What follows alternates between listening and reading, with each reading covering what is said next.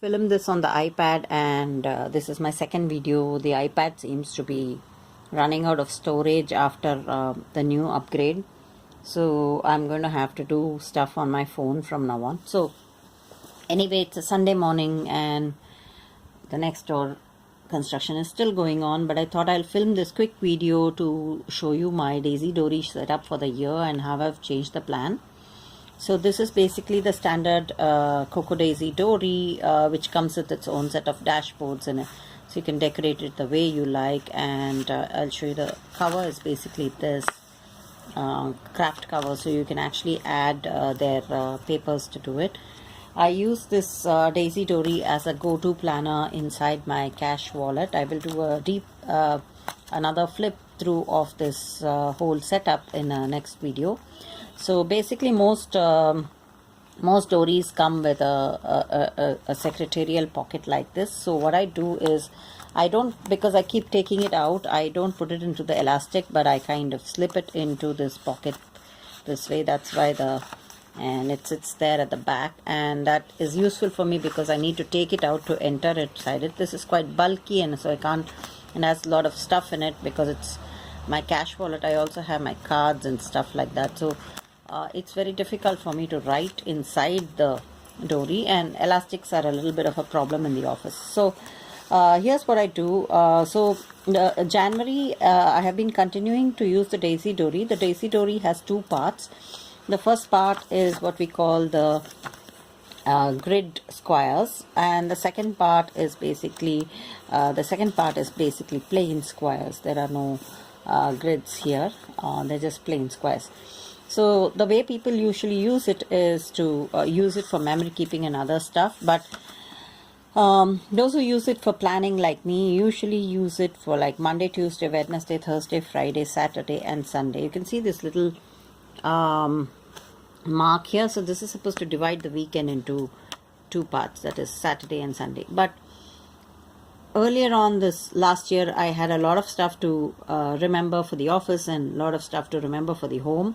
So I'd use it like my pen drive or my USB drive. So I would put things down for the office into this, and also when I'm traveling, this becomes my main planner. So I was using the Dori like that, and as you can see, from January onwards, this thing has gotten unfunctional for me. A lot of stuff, a lot of days I have not written anything down because my organization worked out so well that I'm not doing homework at office and office work at home, except for some payments of some bills and stuff. And what's happening is I have so if I have to plan my office day, I sit and plan it at home, then I use this. So there's some letter, somebody makes a call, and then I have to jot it down.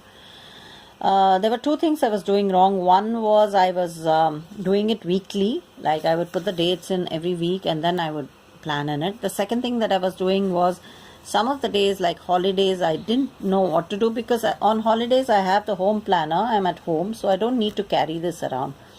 So as you can see, a lot of place got wasted, and I don't have time, and somewhat these blank pages annoy me. So I felt I was not using it fully. I was thinking whether I should shift to a smaller size, but I have like a dozen traveler's notebook in the standard size, and it really works for me because our money fits inside the standard size very well. The new notes just, maybe they'll fit inside the personal, but standard sizes are easy to get. So everything, all the refills are easy to get for the standard size. So I don't want to shift out of the size right now because I'm planning to do a pocket, but that's for my passports. So the second half worked out quite well. What I do in the second half is basically a grid kind of planning. It's been a crazy month. I have not had time to do anything. So I use these little Kina print stickers and write down what happened and how the day went, and these are like bullet points of notices. So once I look at this, so I will enter what happened in that day. Just before I go to sleep, I make a note of what happened. I also track my headaches and my moods, and if they've got money or happy mails and stuff like that. So it's basically a memory, jot down your memory kind of page. So, and when there's space in this, this is where I use my decorations, and I got 2 new stamps from Jayana from the journal group, and I stamped them to remind me that I got the stamp. So this is something very quick that I can do, and once I finish doing this, so I look back at that day and then go into my journal, which may be any size and any kind, and then I do these long like slightly longish journaling. It's almost like a size of a journaling card, and so I do about a journaling card entry about whatever happened on that day. So this allows me, this I can do on weekends, on Sundays or Saturdays. On the day I don't have anything else to do, I go back and journal about the week, because this helps me remember. For example, this says that I got a present from my colleague, and then this one is like I spent a cozy conversation time. I remember what we talked about. So I won't remember it many days down the line, but at least on that month I remember what happened, because these triggers are there. Like today I was trying to remember when I saw Padmavat, and I figured out I saw it on 26th January, because I could just look through what happened, and then there, Padmavat movie, and with my colleague. So when I changed my lens, and I've also got the last where I'm writing my book list and happy mails that are coming. And so basically the second part is very the resolutions are here, and then I also put in my goals in the front of the page. The word of the year is create. So this is pretty much working, but I needed to tweak it a little for this year, because I think I may have to I don't like wasting paper and space. So now what I've done is I'm going to move and do the February, and I started doing the get it done technique. So what I did is I first created a projects page, which is basically a page for putting on post-it notes. I have lots of post-it notes, so this is one way of using it. So these were given in the Coco Daisy kit this time, the to-do list. They were very cute. I also have some from Muji like this. So basically this is my dashboard for post-its. So I put my post-its on this. So the post-its has the project and the breakdown of what all has to be done in the project. So one is that I have to reduce the email content online. Everything including my iCloud is all crowded with storage, so I need to manage my digital storage. So I am going to purge my email and bring it down to 10 GB. So every day I do a little bit. I have achieved the target of 13 GB. Now this is not something that is like has a deadline or by 13th or something.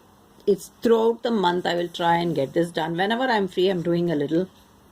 So because it doesn't have any date or it's done, it's a low priority task. Sometimes I even forget I'm doing that project. So what I've done is I've created these dashboards. 2 more were here and I've removed them. They're finance related, savings and some other kind of budgeting things. They're personal, so I've removed them. So then the health thing is dentist, and then I have to sign up for swimming, and I'm due for a health checkup. I have to put that down today. I remembered that.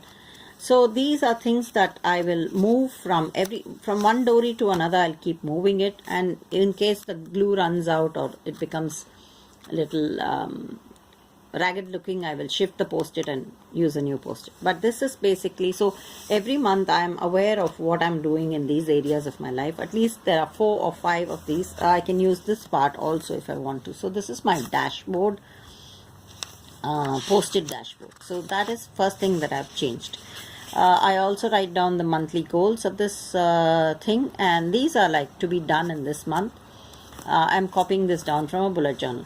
So basically this is a bullet journal set up with post-its. Then the second thing that I'm doing is that I started off in the usual way, and then that's when I got the brilliant idea, and I will show you what I did. So in the next week, how I've set up the week is that I've set up the week on just one page with a weekend here. Right, so here's one with a weekend. Let me put this post-it back on the dashboard. Okay. Every project has micro actionables and I have to do that. So what I did is there's a weekend and here's the 6 days of the week. So I have just given little squares for them, and here this will be like day related tasks, what to do on which day. On the other side, again, I have post-its, or I have post-its because I wanted to write it down this week. So basically what I have here is a to-do list. Okay, I have a list of all the students I have to meet.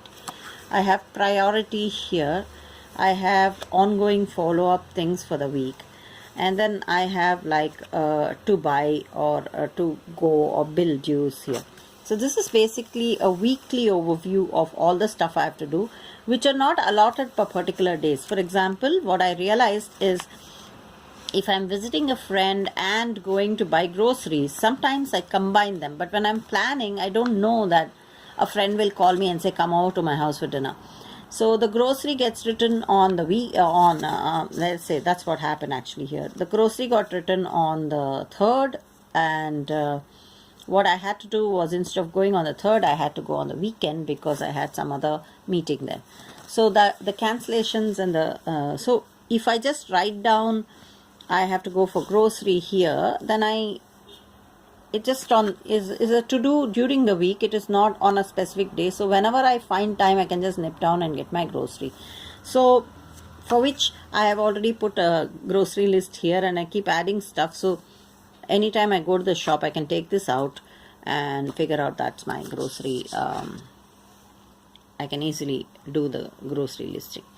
Okay, so that is something that I have changed, and the second week and from the 3rd week onwards, I have done it very beautifully. So here's the, so I've done it like this: 12, 13, 14, 15, 16, 17 and 18. Here's the weekend.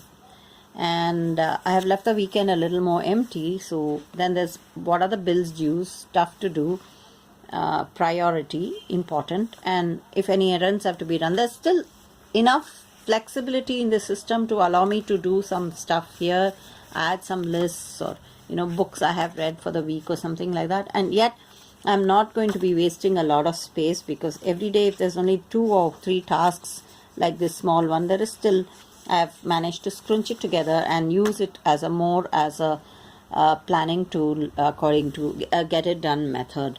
As I'm tweaking this further, I will let you know how I'm doing it. And in this, I just changed the order. I started from, I kept the weekend in the beginning and then started it here. So the second thing that I did is I have dated all my Dori all at once, the beginning of the month, because I was doing this weekly. I found it takes a lot of time, so I just sat down one day and just stuck the dates till the end of the month. And February is the shortest month, so I'm going to have lots of pages left over, so I wanted to see what I could do with them. So that is how I have set up, and